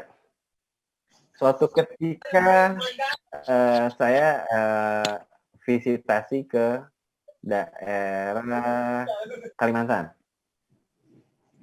Ada hal yang mereka tanyakan. Satu hal gitu. Mereka bertanya, Mas Adi, saya ngelihat di pelang jalan di daerah Jawa Tengah gitu. Tulisannya itu kota, kalau kita bilangnya kota Brebes gitu. Itu cara bacanya apa Mas Adi? Brebes kah? Atau apa Brebes atau segala macam. Nah, ini menarik ya. Kalau di kita huruf E itu kalau fungsinya macam-macam. Kita nyebut sate deh. Kenapa nggak sate? Ya. Paham ya? Ya. Nah, jadi merekonstruksi pesan itu harus benar-benar clear. Kalau di negara asing linguistiknya huruf E itu ada simbol-simbol yang apakah itu apakah itu E atau apa gitu. Nah, kalau di kita kan nggak ada kayak receiver. Kalau kita bahasa Indonesia yang ngomongnya receiver gitu. Apa itu maksudnya gitu. Nah, ternyata kebudayaan dan kultur itu saling mempengaruhi untuk merekonstruksi pesan. Ini mesti kita pahami dulu. Oke. Next. Nah, destination adalah orang atau suatu hal ya kepada siapa yang ini ditujukan. Contoh. Nah, di Indonesia lagi fenomena unik nih. Semisal, kan akhir-akhir ini banyak ya,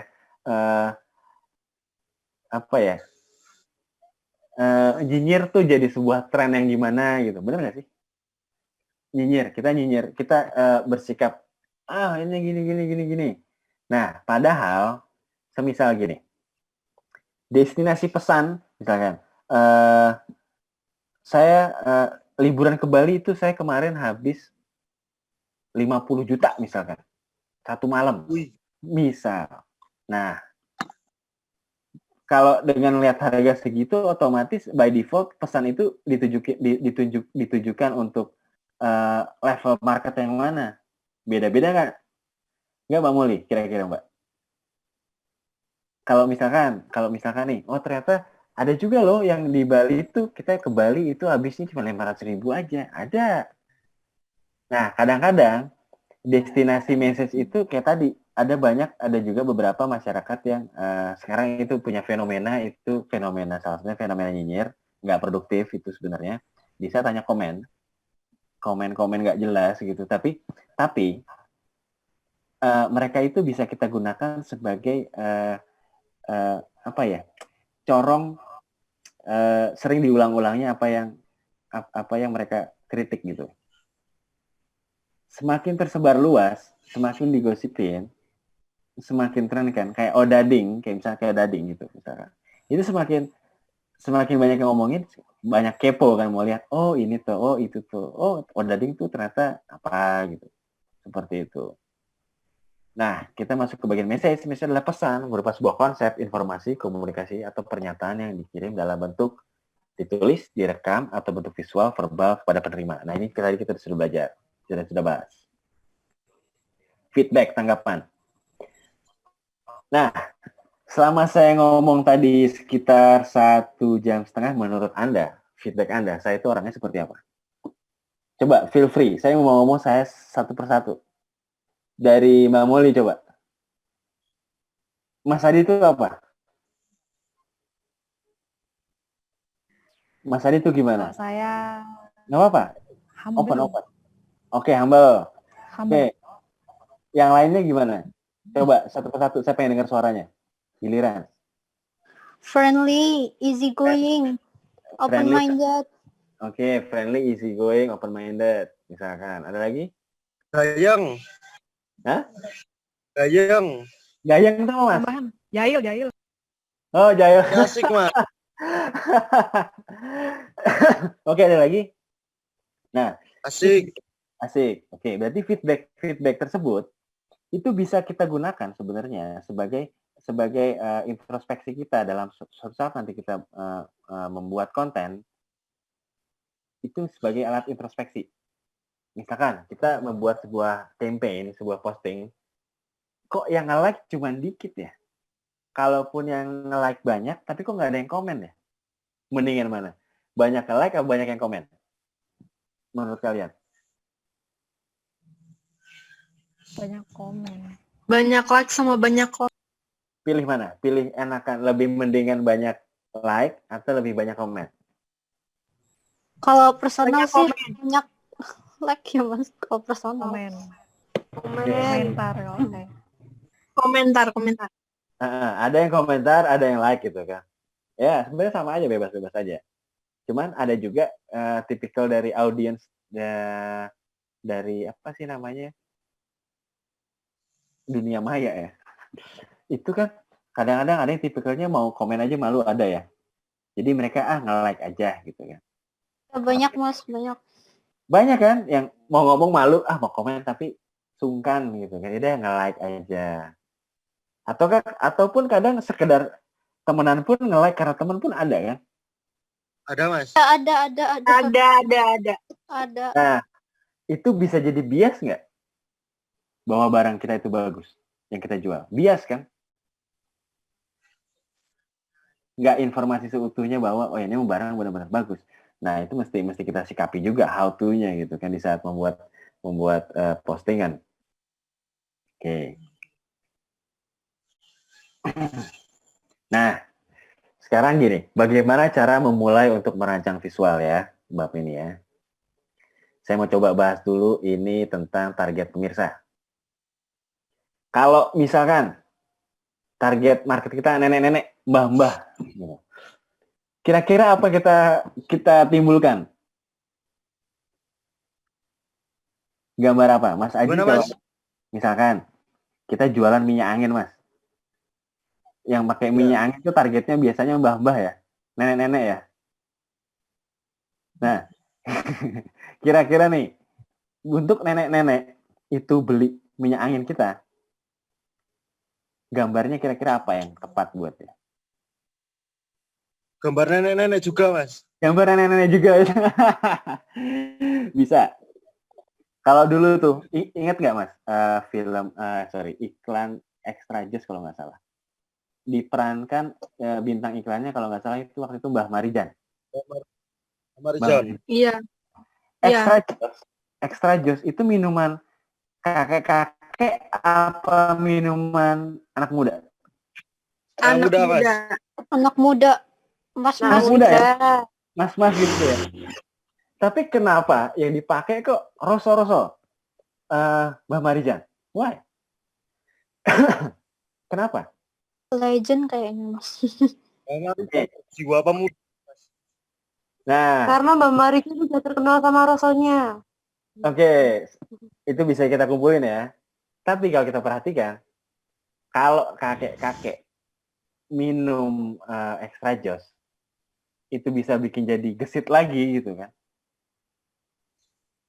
Itu berarti gini, usia boleh tua tapi jiwa tetap muda gitu. Jadi jangan sampai gini, semangatnya kuda, tenaganya ayam. Nah, kan nggak bagus. Harusnya apa? Ya, kan? Semangat kuda ya tenaganya harus kuda gitu. Seperti itu. Jadi tergesit.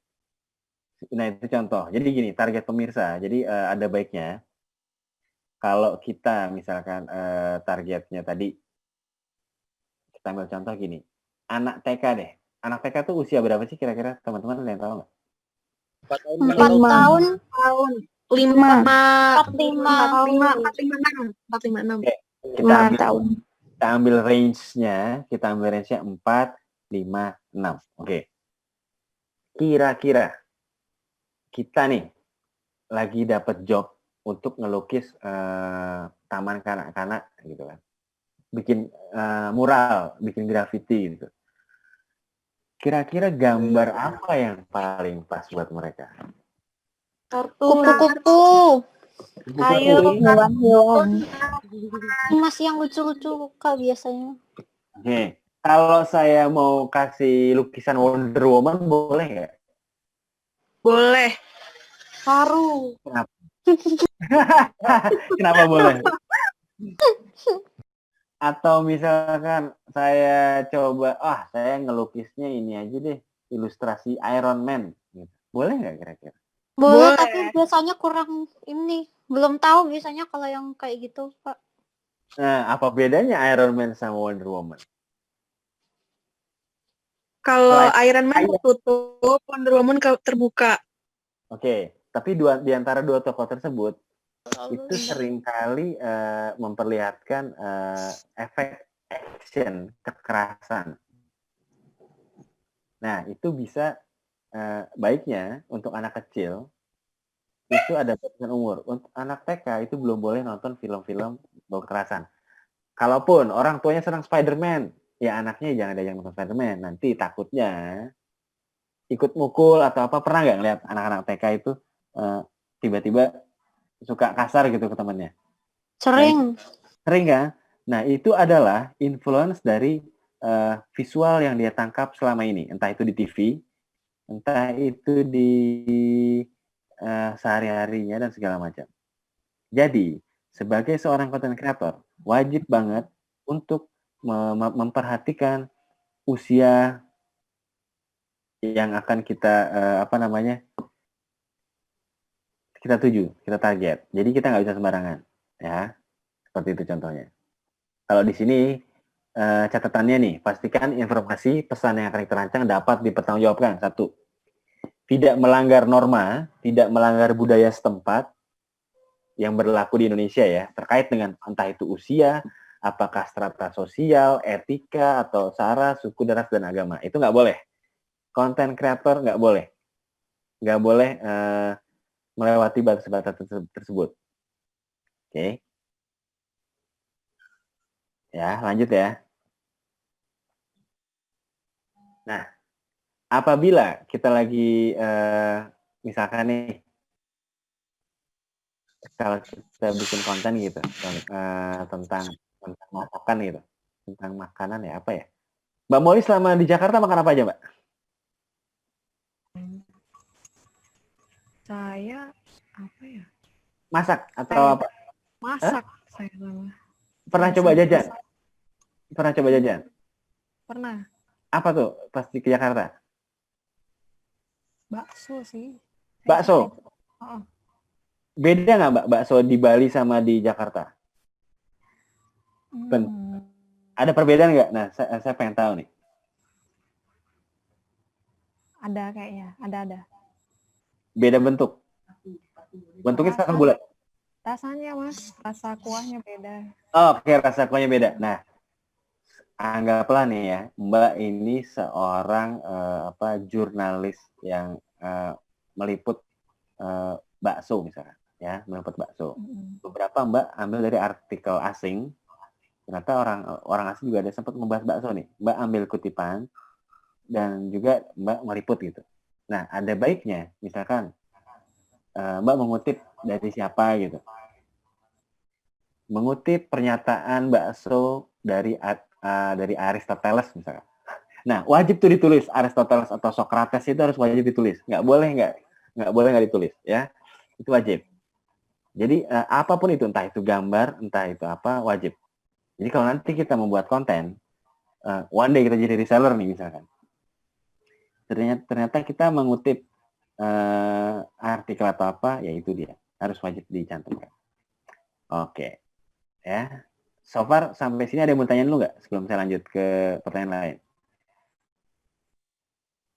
Aman ya? Mas, Apa tuh? lah itu kan tadi kan Mas bilang ada misalnya ambil dari mana, misalnya ya Mas ambil gambar dari mana kan ditulis kutipannya itu. Nah, itu kutipannya itu dikasih di gambarnya itu atau di keterangannya aja udah nggak apa-apa. Nah, kalau gambar, misalkan gini, gambar itu kalau kita ambil dari internet, itu ada yang sumbernya itu open for public, dalam bahasa hukumnya domain public, ada juga yang bersifat hak cipta, copyright. Kita nggak boleh pakai sembarangan.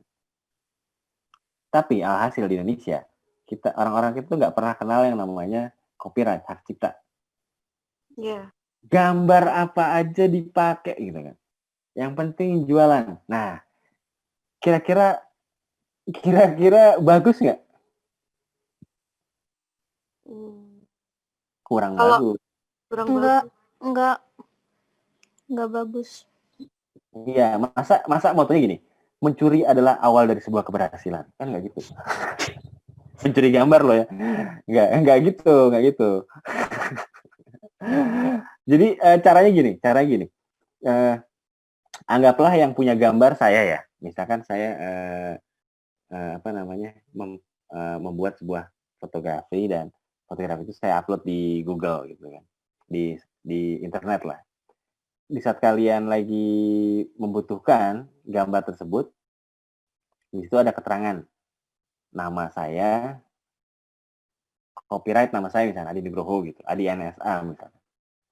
Nah, ada baiknya kalau misalkan di sini Mas Aji misalkan, Mas Aji ada baiknya ini kontak saya, Mas Adi, saya mau pakai gambarnya ini untuk iklan bakso Mas. Kira-kira gimana Mas? Misalkan gitu. Nah, terus saya tanya balik dong, ini baksonya apa Mas? Bakso dorongan atau bakso di mall? Kalau bakso di mall, kalau bakso di mall, ya otomatis harus bayar Mas. Tapi kalau misalkan itu bakso dorongan, ya udah nggak apa-apa. Nah, dengan adanya komunikasi izin, yang tadinya saya nggak kenal sama Mas Aji jadi kenal nggak? Satu jadi kenal otomatis. Itu bisa jadi mitra di masa depan nggak? Bisa.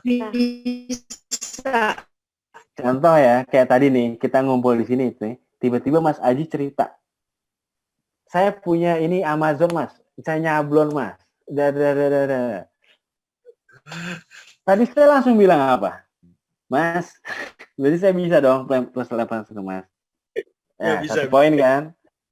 Nah, jadi intinya kalau ada yang berupa hak cipta atau apa itu ada baiknya izin. Karena itu akan membantu kita ke depan untuk mendapatkan kesempatan yang lebih baik secara bisnis. Seperti itu. Selain tidak melanggar hukum ya gitu. Jadi izin itu penting. Itu aja.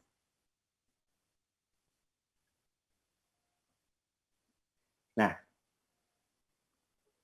di sini ada tulisan juga mengenai pemetaan tema visual. Tema atau inti dari keseluruhan apa yang Anda sampaikan dalam sebuah presentasi, merupakan cakupan semua bahasan yang mampu menjawab masalah apa yang hendak disampaikan. Untuk contoh, pemetaan tema visual, key visual. Kalau kita lagi naik motor di pinggir jalan, ngelihat ada huruf S di silang, itu artinya apa? Dilarang stop. Dilarang stop ya. Kok kalian tahu dari mana? Karena dari kecil itu diajarin itu ya. Kalau ada huruf S di silang, Itu tandanya kita nggak boleh berhenti di situ ya, dilarang stop ya. Bagaimana dengan kalau tandanya itu apa ya sih biasanya sih? Suka ada gambar. P coret, Iya, P coret misalnya, nggak boleh parkir. Nah, dilarang pacaran. itu. Nah, itu kan sebagai key visual ya, pemetaan. Jadi simbol itu memberikan sebuah makna dan pesan. Sekarang pertanyaannya gini, kalau warna gimana, Mas? Apakah ada pesan di balik warna? Untuk contoh, ada yang tahu? Oke. Untuk contoh nih ya, kita coba bahas bareng-bareng. Merah artinya apa? Jangan. Berhenti. Kalau lampu merah, nah kalau lampu merah berhenti gitu kan. Kalau di lampu merah, kalau di dunia apa namanya? Di dunia rescue ya, merah tuh bahaya. Merah Ya, tuh kode iya. bahaya. Merah kode bahaya. Ada lagi? Arti merah itu apa? Berani. Emergency. Berani, emergency, apalagi? Waktu kita kecil dibilangnya apa merah? Power Ranger, Mas. Waktu kita kecil, kalau kita ditanya warna merah, itu pasti bilangnya kan semua guru-guru kita ya. Merah itu berani. Benar nggak? Oke. Benar. Berani. Sekarang kalau Ya. saya coba analisa, kita analisa bareng ya. Kalau merah itu berani gini. Kenapa lipstik wanita tuh warna merah kebanyakan? Why? Tell me. Jadi nggak tepat dong kalau misalkan bilang merah itu berani. Kenapa lipstik wanita tuh merah? Nah, semua di sini yang perempuan-perempuan nih. Saya mau tanya, dari siapa ya di sini? Kok namanya nggak bisa dilihat ya? Lihatnya namanya gimana sih? Coba. Kalau menurut Mbak Elsa gimana? Mbak Elsa Mailiana. Kenapa lipstik tuh warnanya merah? Padahal sebagian kita di masa lalu belajar bahwa merah itu. Kan merah itu menonjol, Mas, biar menarik. Oke. Berarti konteks berani dan menarik beda nggak? Beda. Nah, ayo. Berarti merah tuh apa? Berarti kurang tepat dong kalau misalnya kayak guru-guru kita apa orang tua kita dulu kalau zaman kita kecil atau apa kakak kita bilang, "Oh, merah tuh artinya berani. Putih tuh artinya suci." gitu. I don't believe that basically. Itu kasarnya kayak Tergantung di tempatnya.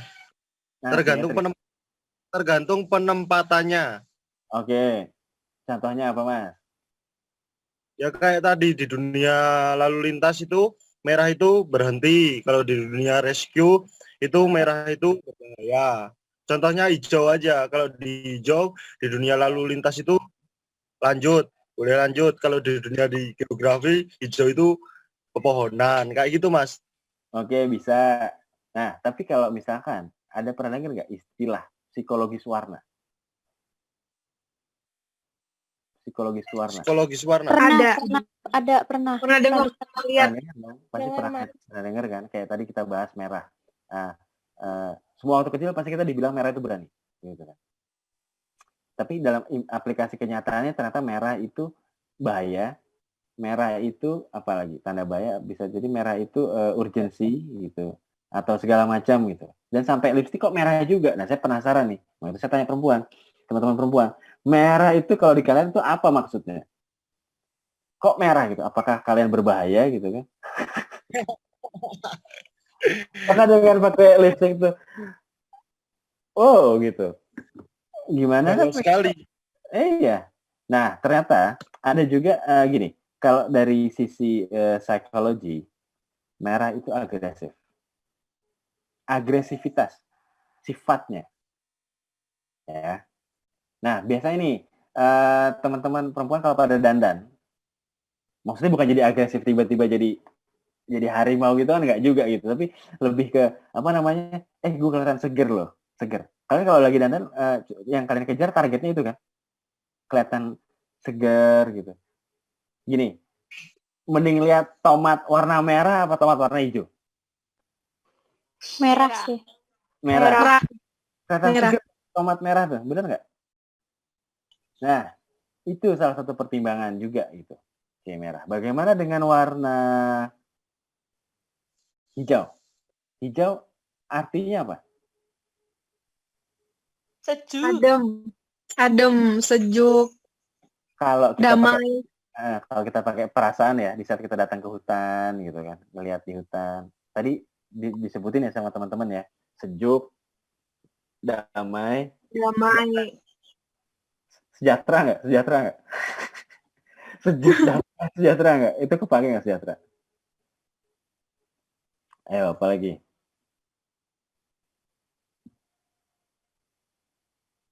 Nah, jadi gini, hijau itu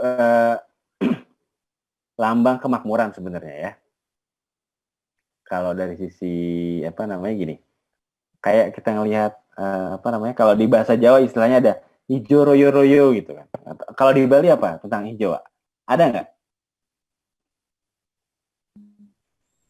statement hijau gitu? Sejuk, damai. Hijau, hijau sejuk damai, oke. Nah, tapi ada yang pernah lihat nggak film kartun? Ini berlaku di semua negara ya, semua benua ya. Di saat matanya jadi mata duitan, matanya jadi hijau. Ya, Nah, pernah nggak nonton film-film kartun? One Crab. Iya kan, Tuan Crab nih, iya Mr. Crab misalnya. Mr. Crab di saat ngelihat duit tuh matanya jadi hijau. Sama di kebudayaan kita juga bilang, oh matanya hijau tuh, matanya hijau, berarti ya mata duitan gitu kan. Bisa. Hijau ada nama-namanya nggak kira-kira? Ada hijau macam-macam ya, ada hijau muda, Iya, ada army. iya, ada macam-macam ya. Iya. Hijau dangdut ada nggak? Nggak ada ya. Hijau dangdut nggak ada. Ada. Oke. Lanjut nih. Kita masuk ke slide berikutnya. Oke. Nah, ini nih sebenarnya nih kuncinya di saat kita ini persiapan ya sebelum kita membuat konten. Tema yang Anda tahu itu misalnya gini. Teman-teman juga mesti banyakin wawasan ya mengenai tema-tema apa aja yang sekiranya memang Anda kuasai. Dari tema tersebut itu juga kita bisa pilih lagi menjadi tema yang kita suka. Dan ini juga di sini ada buat audiens, maksudnya buat si penonton gitu ataupun teman kita yang mendengarkan itu bahwa tema yang mereka minati dari kita di kelas ini, percaya nggak kita punya minat beda-beda, bener nggak? Beda-beda ya. Nah, selama tadi saya coba untuk ngisi pelatihan, saya coba ngambil jalan tengah nggak pilihan tema? Kira-kira. Selama tadi saya speech apa namanya, ngasih delivery materi gitu kan, berasa kayak belajar nggak?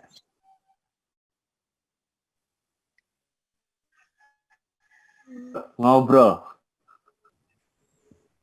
Iya, Hah? dua arah. Ngobrol. Dua arah ya, situasi dua arah. Nah, berarti di sini saya pakai metode kolaborasi. Jadi kalau itu pun nanti terjadi untuk konten kreator kalian, apabila kalian membuat sebuah postingan sosial media, haruslah dua arah, jangan satu arah. Paham ya? Ya, Mas. Tuh. Key-nya ada di situ, kuncinya. Kalau gambar, ngedesain itu bisa dikejar. Yang nggak bisa dikejar itu konsep-konsep yang kayak gini sebenarnya. Yang mesti kita benar-benar pahami. Seperti itu.